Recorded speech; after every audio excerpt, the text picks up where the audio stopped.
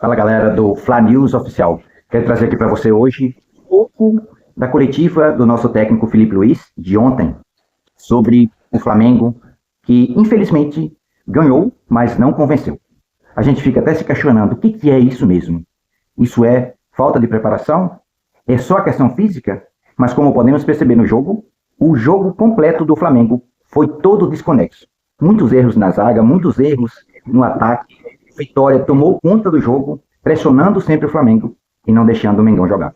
Mas vamos ouvir o que o técnico Filipe Luiz tem para nos dizer. E desde já peço a você que deixe o seu like aqui, já se inscreva em nosso canal, deixe o seu joinha e o seu comentário.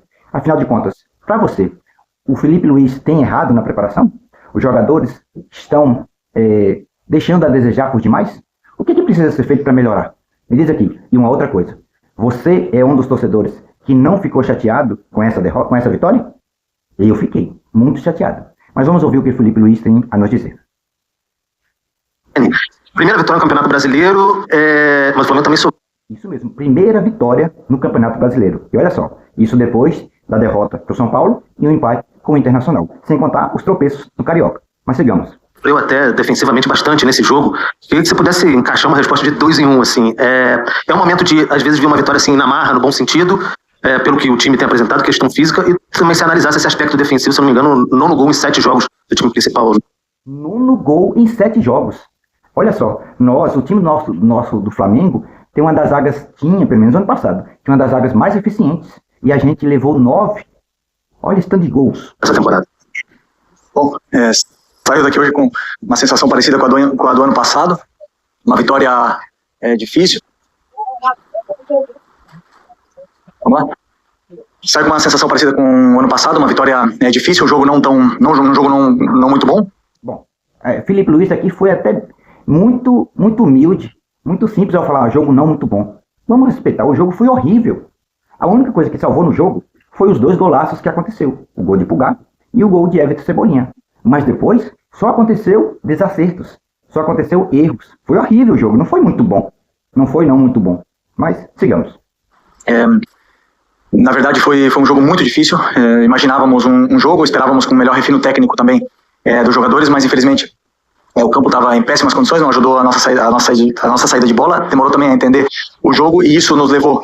Isso fez com que nossa equipe perdesse muitas bolas, não conseguíssemos sair do nosso campo, e o jogo claramente estava pedindo profundidade, tanto é que o segundo gol do Cebolinha veio num ataque ao espaço, e tínhamos poucos jogadores com essa característica no primeiro tempo. No segundo tempo, com o resultado, eu sabia que o jogo pedia isso, mas com o resultado esperava com algumas correções que melhorasse, melhorou, acabamos tomando o gol no nosso melhor momento do jogo, onde a gente já estava com mais controle, já dominando e controlando todas as ações, e veio num erro nosso, acabamos sofrendo o gol, onde ficou, claro, é um jogo muito aberto, e a partir daí, claro, como eu falei, ganhar era super importante, muito mais fácil corrigir a equipe ganhando do que perdendo, mas sem nenhuma dúvida temos aí muito caminho coisas para corrigir e muito caminho para percorrer. Eu não sei se vocês perceberam, mas o Filipe Luiz ele está muito nervoso nessa entrevista. E realmente, viu, Filipe? Nós temos muito caminho para percorrer e precisa melhorar. Mas vamos seguir aqui. Só lembrando que o link aqui desse vídeo está aqui embaixo na descrição. Os créditos todos desse vídeo da Flamengo TV. Vamos seguir aqui com a entrevista do Filipe Luiz. Boa noite, Laje do Fogo da Flamengo TV.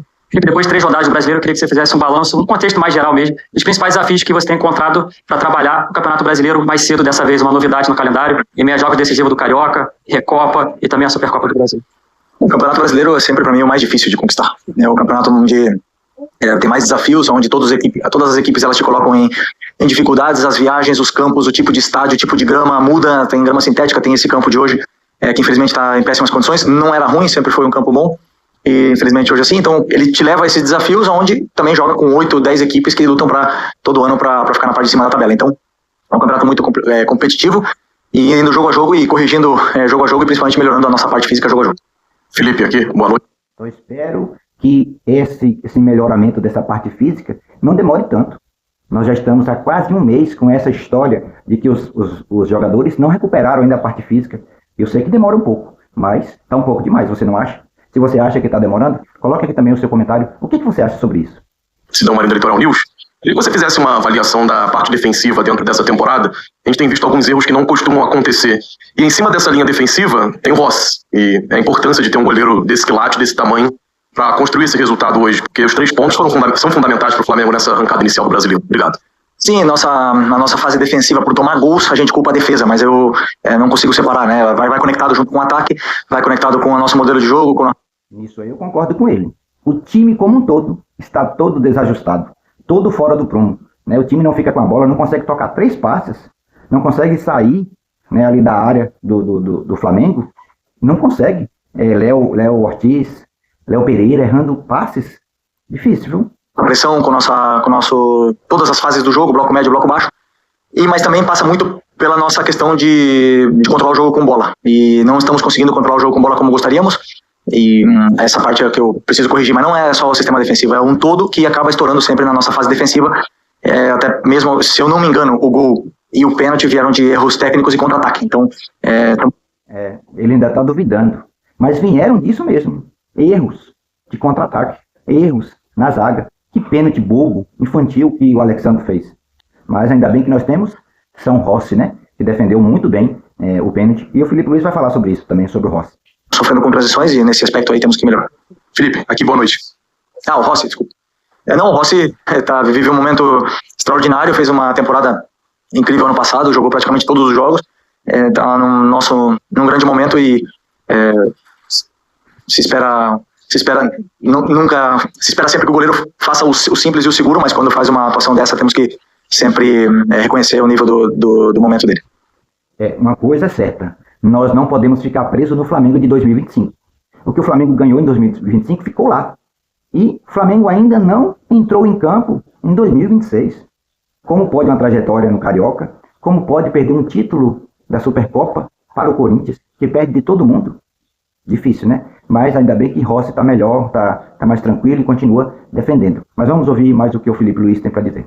Boa noite. Felipe, a gente percebe que todos os setores do Flamengo ainda estão ali numa fase de adaptação à temporada. O ataque, às vezes, toca muito errado, a defesa chegando um pouco atrasada. Mas eu queria saber, assim, de você, na sua visão, qual desses setores, defesa, meia, ataque, vai precisar mais da sua atenção nesse início de temporada? Todos. Principalmente por pouco tempo que você tem para trabalhar. Agora você vai ter 4 dias, depois mais 4 até pegar o Lanús. Mas eu queria saber desses 3 setores, qual você vai ter que suar um pouco mais para poder arrumar e ajeitar. Obrigado. Não, a gente treina em todos os setores juntos, depois, claro, existem os treinos setoriais e tudo mais, que eu passo todo o conteúdo sempre durante toda a semana e a nossa evolução é coletivo, né? Sempre penso em corrigir todos os setores do campo. O nosso refino técnico do jogo do Maracanã foi muito melhor com o passar dos minutos, os jogadores foram se soltando, mas a maioria dos jogadores que jogaram aquele jogo não estavam hoje. E como eu falei, o gramado nessas condições, o adversário que nos impôs uma pressão que era difícil de sair, e precisávamos desse refino técnico e também de profundidade, não conseguimos, então isso nos empurrou cada vez mais para perto da nossa área e acabamos sofrendo. Mesmo assim, soubemos sofrer bem no primeiro tempo e fomos com um resultado muito positivo para o segundo tempo, pelos jogadores determinantes que temos. Depois no segundo tempo, como eu falei, no melhor momento nosso, acabamos tomando esse gol que deixou tudo aberto.